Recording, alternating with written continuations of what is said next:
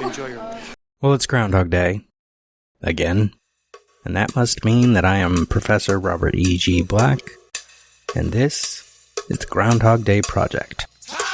It's one of those infinite time loop situations you might have heard about. It's a thing where the same day keeps happening. Time.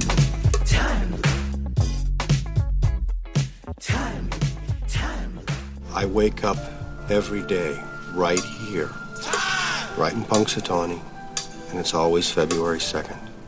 The last revision is what counts, apparently.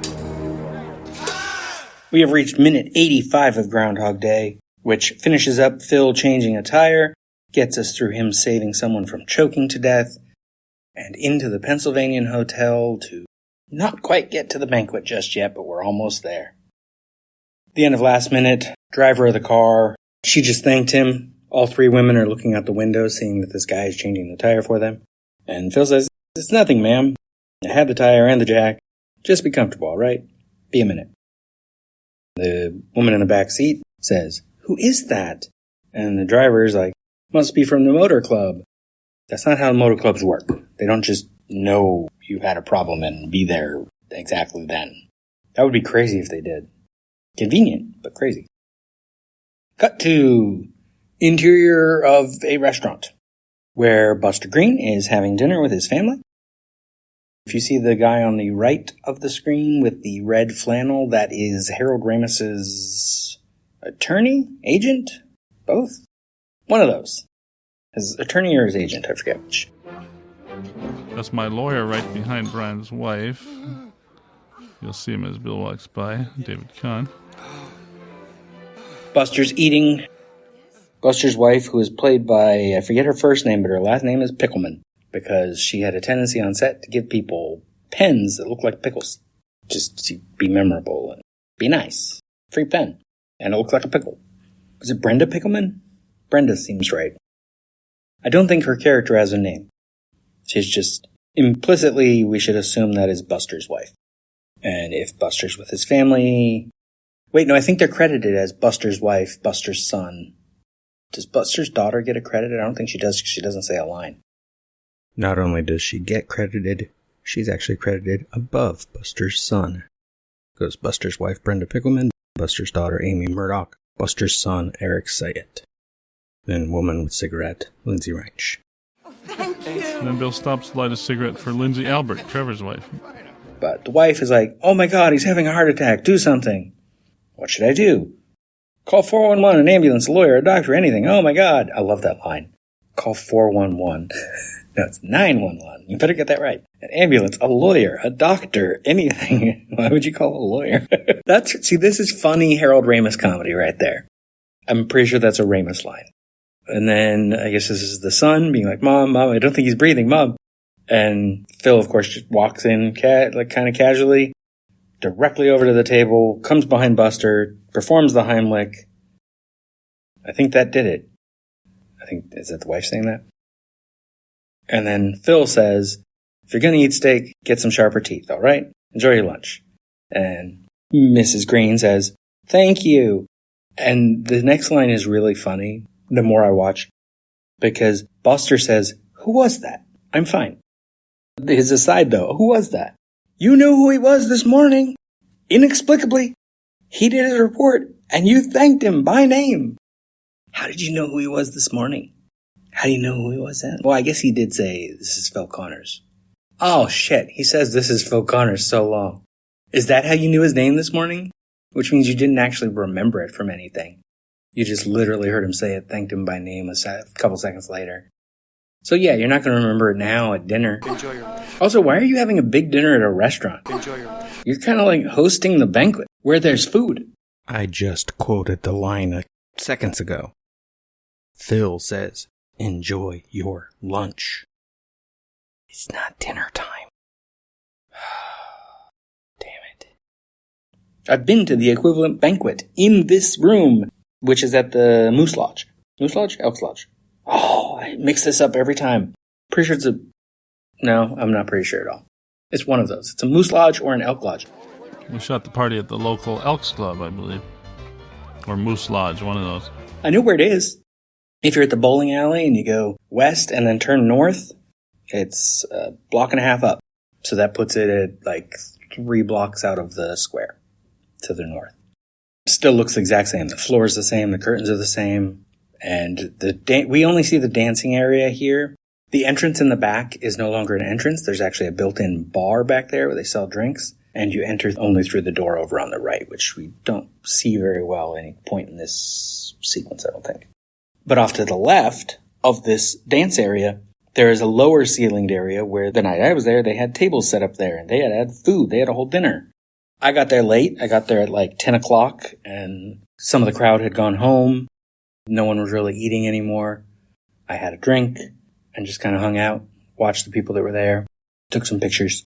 Anyway. What line was on? Thank you. Who was that? I'm fine. Are you sure? Buster's like, oh yes, eat. Then Phil, of course, turns to leave, doesn't even interact with them, doesn't say anything else. But the woman at the table right behind Buster takes out a cigarette right then to light it, and Phil just pulls out a lighter and lights it. So even this minor little thing is one of his errands. Does he try to, pick her up? Also, no. He's not that guy anymore. Would he like to? Yeah, maybe.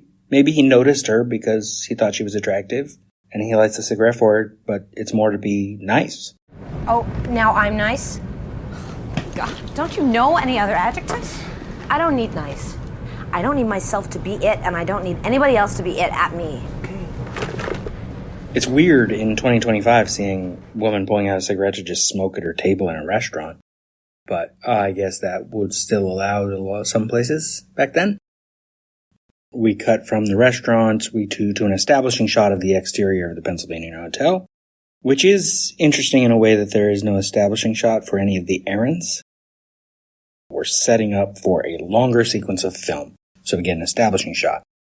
And then, interior of the bar, we have Larry at the bar next to Nancy, wearing, of course, the dress she has worn on her date with Phil, the dress she wore when she walked past Phil when he was on his date with Lorraine. This is her night out going to the banquet dress.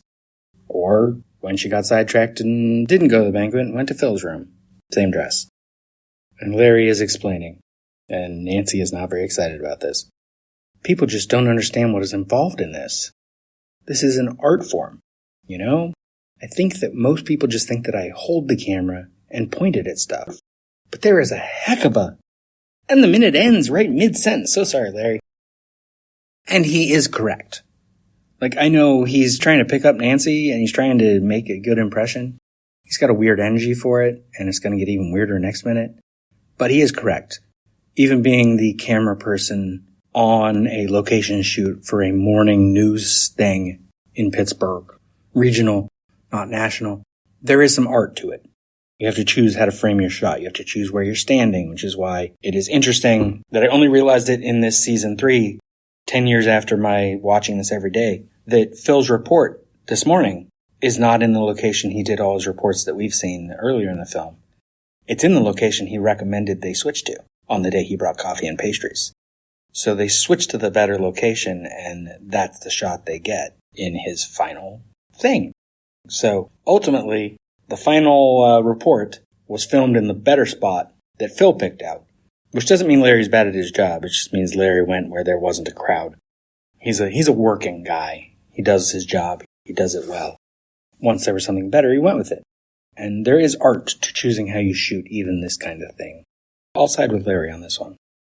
The fact that Nancy is bored and clearly already wants to just get up and leave is funny, but sad as well. Sorry, Larry. That's all for minute 85. What's my advice for you today? Don't smoke in restaurants. Don't brag about, well, we're going to get to the van next minute, but explain yourself better if you're going to try to explain your job and that's how you're trying to impress someone. And if you do choke on your food, learn the Heimlich in case someone with you chokes on their food. Or if you choke on your food, know how to do the Heimlich on yourself, where you bump into the edge of the table. It's a thing where you bump right under your ribs to the corner of the table. Painful to practice. But in execution, it would be worth it because, it would keep you from dying. That's handy. Phil has, of the errands we've seen, he saved a kid from breaking his leg, saved some old ladies from having to sit around and wait for the motor club to fix their tire. and now save Buster from choking. Those are the only errands we see. He probably did other things today, but in the final film we don't see them. And that's okay. We just need a variety, and we got a variety, which shows Phil is going to different locations and doing different things. And the fact that then we're now into what's presumably the night time means he's been doing this for 12 hours. That's pretty good. See if you can beat that. Knew you were gonna say that. This has been a production of Lemming Drops Studio. You can find links to more at lemmingdrops.com or join the Facebook group Lemming Drops Studio Tour. Also, you can support all my shows at patreon.com/lemmingdrops. What is wrong in the end which never comes? Or which comes again and again, lapping, like waves. Since the Big Bang set everything in motion, everything that happens in this universe has to be the way it is. Particles unfolding the way they're destined to. How do you sleep at night? You've never seen Groundhog Day? Yeah, you know Groundhog Day is not a documentary. Remember when Groundhog Day was just a movie? So what do you do if you're choking and you're by yourself? Your first response is going to cough and try to get it out, and you're going to do that automatically. And if it's not on there, it's not coming out, then you need to do something more. Number one, you want to remain calm, which is counterintuitive because when you're choking and you can't breathe, you're going to get panicky and you're going to have high anxiety, which is normal. Try to keep a clear head. Try to find a chair or some other kind of, a chair is best. Try to find a chair or another surface where you can kind of help yourself do the abdominal thrusts. So you're going to want to find a chair. Good rule of thumb is pinky on your belly button, then roll up. That's where you want to aim for. You're going to lean over it, and you're just going to thrust on top of it. Do it as many times as it takes to dislodge whatever is stuck in there out. It's going to feel strange because you're kind of landing yourself on a chair, but you need to get whatever's choking you out of you so that you can breathe again.